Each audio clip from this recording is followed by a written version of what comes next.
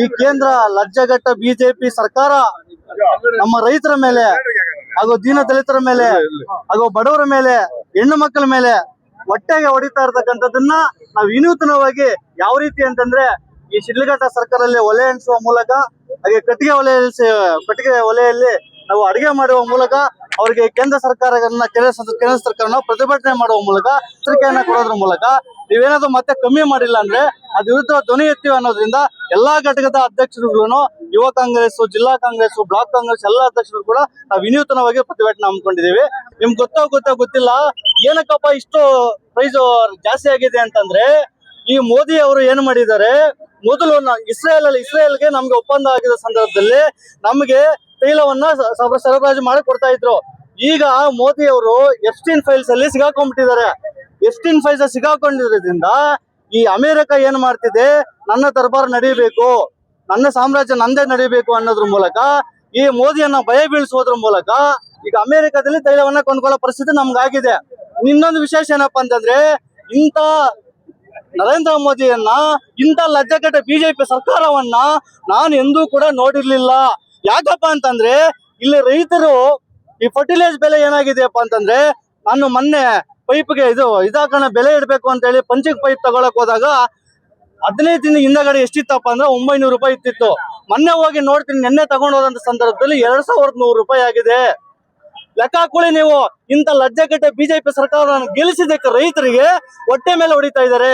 ಆಮೇಲೆ ಹೆಣ್ಣು ಮಕ್ಕಳಿಗೆ ನೋಡ್ರಿ, ಇವಾಗ ಮೊದಲ ರೀತಿ ಎಲ್ಲಪ್ಪ, ಮೊದ್ಲು ಅಡಿಗೆ ಮಾಡಬೇಕು ಅಂತಂದ್ರೆ ಕಟ್ಗೆ ಒಲೆಯನ್ನ ಅರಣ್ಯ ಅಲ್ಲಿ ಹೊಡ್ಕೊಂಡ್ಬಂದು ಅಡಿಗೆ ಮಾಡುತ್ತಿದ್ರು.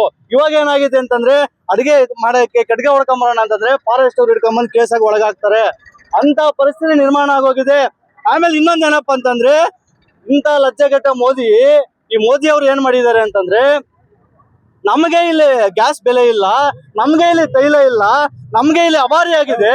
ಇಂಥ ಸಂದರ್ಭದಲ್ಲಿ 5 ಟನ್ಗಳಷ್ಟು ತೈಲವನ್ನ ಬಾಂಗ್ಲಾದೇಶ ಸರಬರಾಜು ಮಾಡ್ತಾ ಇದಾರೆ. ಯಾವ ನ್ಯಾಯ ರೀ ಮೋದಿ ಸಾಹೇಬ್ರೆ ನೀವು ಮಾಡ್ತಾ ಇರೋದು?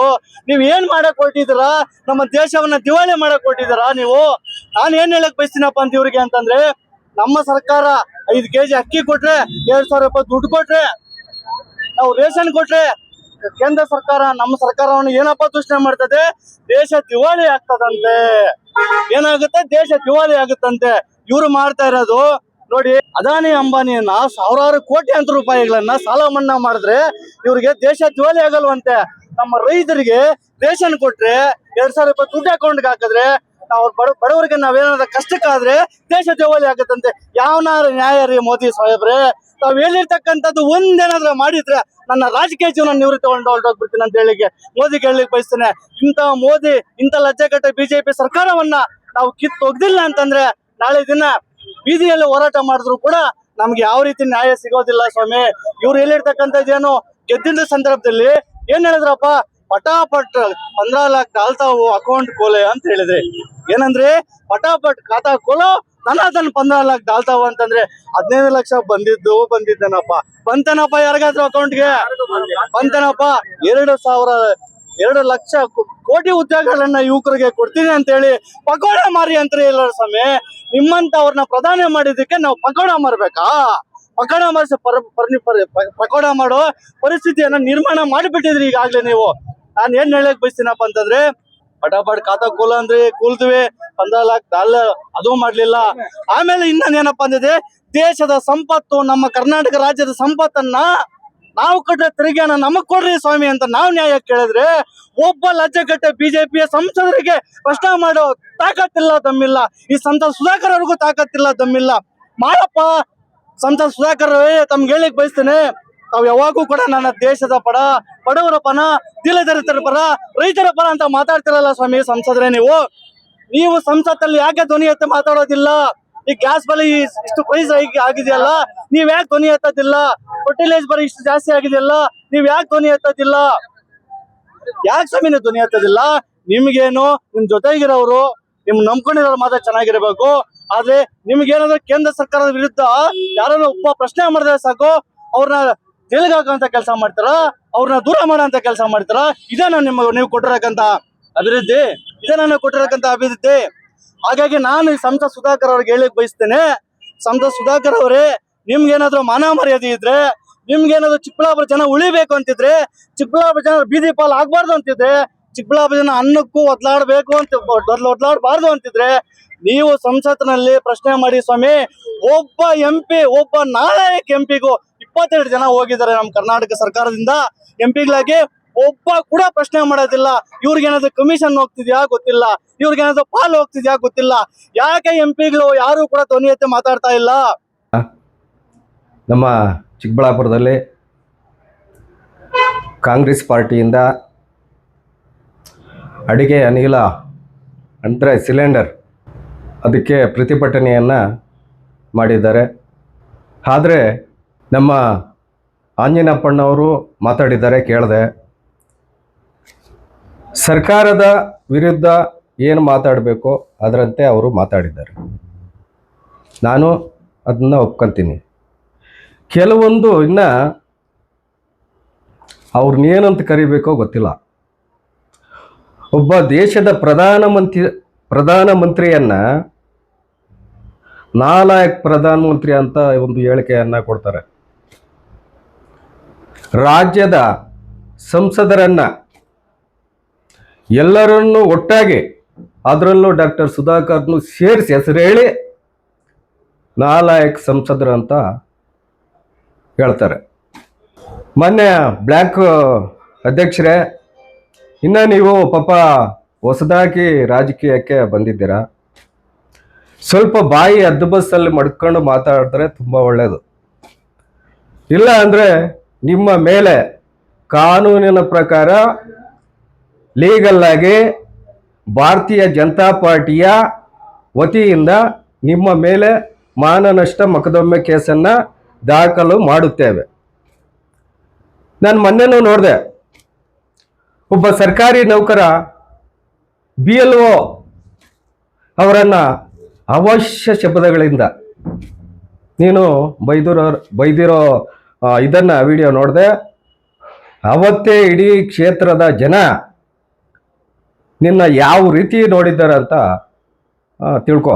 ಫಸ್ಟು ನೀನು ಮಾತಾಡೋದಕ್ಕೆ ನಿನ್ನ ಪಾರ್ಟಿಯಲ್ಲಿ ಒಂದು ಅಧ್ಯಕ್ಷತಾ ಸ್ಥಾನವನ್ನು ನೀನು ಕೊಟ್ಟಿದ್ದರೆ ಮಾತಾಡು. ಕಾನೂನು ಪ್ರಕಾರವಾಗಿ ಭಾರತದ ಸಂವಿಧಾನ ಒಂದು ವಿಷಯದಲ್ಲಿ ನೀನು ಯಾವ ರೀತಿ ಮಾತಾಡಬೇಕು ಅಂತ ಒಂದು ಹಕ್ಕು ಕೊಟ್ಟಿದ್ದಾರೆ, ಬಾಬಾ ಸಾಹೇಬ್ ಅಂಬೇಡ್ಕರ್ ಕೊಟ್ಟಿದ್ದಾರೆ. ನೀವು ಮಾತಾಡಿ.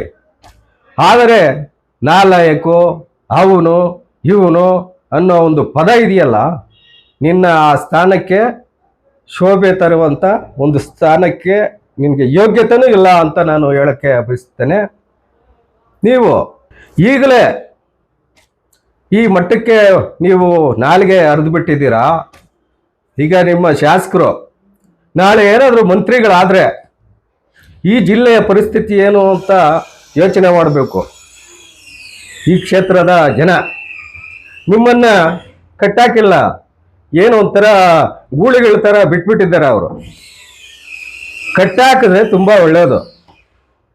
ಇದೇ ರೀತಿ ಮಾತಾಡ್ತಾ ಇದ್ದರೆ ನಿಜವಾಗಲೂ ನಿಮ್ಮ ಶಾಸಕರಿಗೆ ನೀವು ಗೌರವ ತರ್ತಕ್ಕಂಥ ಯೋಗ್ಯತೆ ನಿಮಗೆ ಇಲ್ಲ. ಮತ್ತು ಅವ್ರಿಗೂ ಅಷ್ಟೇ ಮಂತ್ರಿ ಸ್ಥಾನ ಪಡೆಯೋ ಒಂದು ಯೋಗ್ಯತೆಯೂ ಇಲ್ಲ. ಯಾಕಂದರೆ ಈಗ ಜನ ನೋಡ್ತಾ ಇದ್ದಾರೆ ಯಾವ ರೀತಿ ನೀವು ಶಾಸಕರಾದ ಮೇಲೆ ಇವರ ದಬ್ಬಾಳಿಕೆಗಳು ಯಾವ ರೀತಿ ಇದೆ. ನಿಮ್ಮ ಹೆಸರನ್ನು ಹೇಳ್ಕೊಂಡು ಕೆಲವರ ಅಮಾಯಕರ ಜಮೀನನ್ನು ಕಾಂಪೌಂಡ್ಗಳಾಗಿಸಿ ರೈತರನ್ನ ಬೆದರಿಕೆ ಹಾಕುವಂಥ ಒಂದು ಇದನ್ನು ಮಾಡ್ತಾ ಇದ್ದಾರೆ ನಿಮ್ಮ ಶಿಷ್ಯಂದರು. ಇದು ತಾವು ತಿಳ್ಕೊಬೇಕು.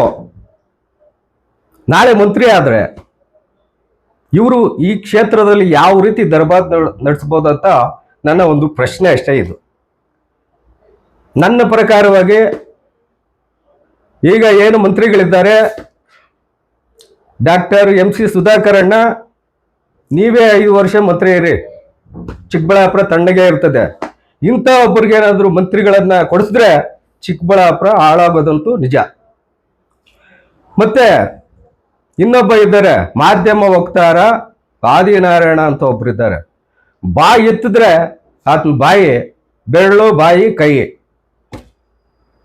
ಒಂದು ಕಡೆ ಇರಲ್ಲ. ಮೀಡಿಯಾ ಮುಂದೆ ಬಂದರೆ ಮಾತಾಡೋದಕ್ಕೂ ಒಂದು ಇತಿಮಿತಿ ಇರಲಿ. ಡಾಕ್ಟರ್ ಸುಧಾಕರ್ ನಿಮ್ಮ ಮೇಲೆ ಏನಾದರೂ ಕೇಸ್ ಹಾಕ್ಸಿದ್ದಾರೇನ್ರಿ? ಯಾಕ್ರಿ ಹಾಕ್ಸಿದ್ದಾರ?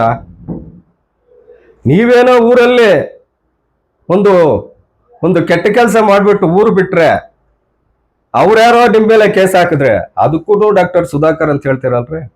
ಇದೆಲ್ಲ ಮಾತಾಡೋವಾಗ ಮೊನ್ನೆ ನೋಡಿದೆ, ರೈತ ಮಹಿಳೆ ಪಾಪ ಅಮ್ಮ ಏನೋ ಹೇಳಿರೋದಕ್ಕೆ ಏನು ಬೆರಳು ತೋರಿಸಿ ಮಾತಾಡ್ತಾ ಇದ್ದೀರ? ಏನು ಬಾಯಿ ಇದೆ, ಮಾತಾಡೋದು ಚೆನ್ನಾಗಿ ಬರುತ್ತೆ ಅಂತ ಈ ದವಲೆಲ್ಲ ಬಿಟ್ಬಿಟ್ಟು ಸುಮ್ಮನೆ ಏನೋ ಕೆಲಸ ಕಾರ್ಯಗಳು ನೋಡ್ಕೊಳ್ರಿ ಆದಿನಾರಾಯಣವ್ರೆ. ಮತ್ತೆ ಏನು ನಮ್ಮ ಸಿಲಿಂಡರ್ ಈಗ ಚಿಕ್ಕಬಳ್ಳಾಪುರದಲ್ಲಿ ಮಾತ್ರ ಬಂದು ಕರೆ ನೀಡಿದ್ದಾರೆ. ನಿನ್ನೆನೆ DC ಸಾಹೇಬರು ಆಲ್ರೆಡಿ ಚಿಕ್ಕಬಳ್ಳಾಪುರದಲ್ಲಿ ಅಡಿಗೆ ಅನಿಲ ಯಾವುದೇ ರೀತಿ ತೊಂದರೆ ಇಲ್ಲ ಅಂತ ಕೊಟ್ಟಿದ್ದಾರೆ. ಸುಮಾರು 11,000 ಸಿಲಿಂಡರ್ಗಳು ನಮ್ಮಲ್ಲಿ ಸ್ಟಾಕ್ ಇದೆ ಅಂತ DC ಸಾಹೇಬರು ಹೇಳಿದ್ದಾರೆ. ಪ್ರತಿಭಟನೆ ಮಾಡಿ, ಯಾರಿಗೆ ಸಿಗಿಲ್ವೋ ಅಂತವ್ರು ದೂರು ಕೊಡ್ರಿ ಸಾಹೇಬ್ರಿಗೆ. ಪ್ರತಿಭಟನೆ ಮಾಡಿ, ಒಳ್ಳೆ ರೀತಿ ಮಾಡ್ರಿ. ನಿಮ್ಮ ಆಂಜನಪ್ಪ ಅವರು ಮಾತಾಡಿದ್ದಾರೆ, ನಿಮಗೇನ್ರಿ ದೊಡ್ಡ ರೋಗ? ಪ್ರಧಾನಮಂತ್ರಿ ಅವರನ್ನ ಟೀಕೆ ಮಾಡುವಂತ ನಿನಗೆ ಅವಶ್ಯಕತೆ ಏನಿದ್ರಿ? ಇದು ನಾನು ಹೇಳ್ತಾ ಇದ್ದೀನಿ, ಇದು ನಮ್ಮ ಭಾರತೀಯ ಜನತಾ ಪಾರ್ಟಿಯ ಅಧ್ಯಕ್ಷರನ್ನ ಮಾತಾಡ್ಬಿಟ್ಟು ಸೋಮವಾರ ನಾವು ಮಾತಾಡ್ಬಿಟ್ಟು ಅಧ್ಯಕ್ಷರನ್ನ ನಿಮ್ಮ ಮೇಲೆ ಕಾನೂನು ಕ್ರಮ ಕೈಗೊಳ್ತೀವಿ. ಇದೇ ರೀತಿ ಮಾತಾಡ್ತಾ ಇದ್ರೆ ಅದ್ರ ಪರಿಣಾಮ ನೆಟ್ಟಿಗಿರಲ್ಲ. ಏನು ನಾಗೇಶ್ ರೆಡ್ಡಿ ಅವರು ಪಾಪ ಬೆಲೆ ಏರಿಕೆಗಳು ಅದು ಇದು ಅಂತ ಇದ್ರು. ಇವತ್ತು ಒಂದು ರೈತ ಪಾಣಿ ತಗೊಬೇಕಾದ್ರೆ ಮೊದಲು 15 ರೂಪಾಯಿ ಇತ್ತು, ಈಗ 50 ರೂಪಾಯಿ. ಒಂದು ವಂಶವೃಕ್ಷ ಏನಾದರೂ ಹಾಕ್ಸ್ಬೇಕಂದ್ರೆ ಒಂದು ಚಾಪ ಕಾಗ್ದ 25 ರೂಪಾಯಿ 30 ರೂಪಾಯಿ ಇತ್ತು, 110 ರೂಪಾಯಿ ಆಗಿದೆ.